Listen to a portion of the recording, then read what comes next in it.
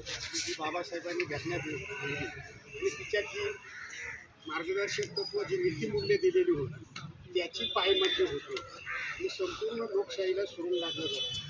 खऱ्या अर्थाने इथं लोकशाही अस्तित्वात आहे की नाही अशी ज्या वेळेला परिस्थिती निर्माण होती त्यावेळेला निश्चितच जे जागृत नागरिक आहेत त्यांनी पुढे येऊन याच्यावरती विचार करण्याची ही वेळ आहे.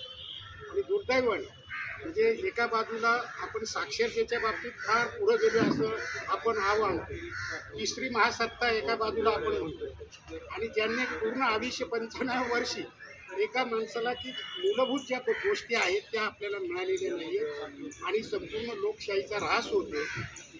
अनैतिक मूल्याची ज्यांची कुठंच कशाचंही भान नसतं ती परिपाक म्हणून आज ज्यांनी संपूर्ण या देशाची घटनेला सुरून लावलेला आहे, मूलभूत हक्कांना सुरून लावलेला आहे आणि एकूण जे काय आहे आपण साधं 70 वर्षात कुपोषण थांबवू शकतो नाही हे आपलं दुर्दैव आहे.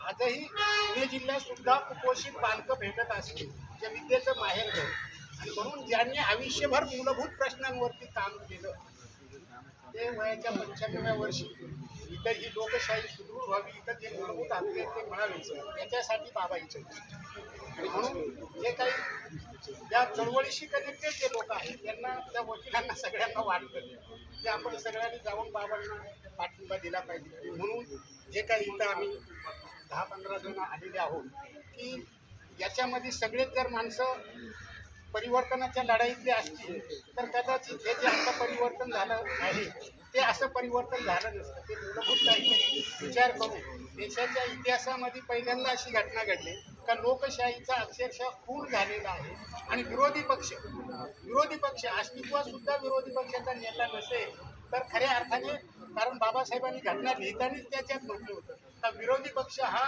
या लोकशाहीचा पाया आहे. तो विरोधी पक्षच जर राहणार नसेल तर आपण कुठल्या स्टेजला चाललेले आहोत. आणि 1500 रुपये म्हणजे ही वास्तव की 1500 रुपये एका बाजूला निश्चितच जास्त आहे जे खेड्यापाड्यात राहतात त्यांना, परंतु हे कधी सुरू केलं तर हे निवडणूक झाल्यानंतर डायरेक्ट लाच दिली जात असताना म्हणजे हा जो प्रकार आहे म्हणजे ते करायला आम्ही तर उलटे मिळाले पाहिजे म्हणणारे आहोत. 500 रुपयात त्या सेविकांना हे केलं जातं अशा वर्करांना आणि इथं 1500 रुपये काही न ही चांगली गोष्ट आहे. त्या विशिष्ट वयानंतर पेन्शन सुरू केली पाहिजे आणि 3000 दिली पाहिजे हे म्हणणारे आहेत. आणि म्हणून ह्या ज्या गोष्टी आहेत हे प्रत्येक माणसाला जगण्यासाठी ज्या गोष्टी द्यायला पाहिजे त्या दिल्या पाहिजे. पण ज्या अनैतिक मार्गाने ते सगळं केलं जातं स्वार्थ डोळ्यापुढं ठेवून आणि लोकशाहीचा खून करून तर असं न होता त्याच्यात काही धोरणात्मक निर्णय घेतले पाहिजे.